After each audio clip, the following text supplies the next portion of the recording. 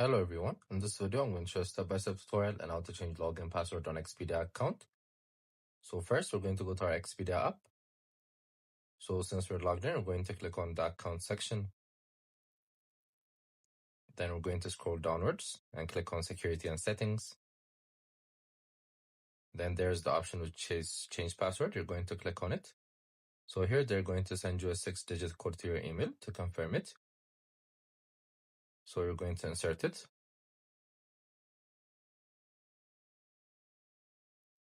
Then now they're going to ask you to change your password. You guys can insert any password you want.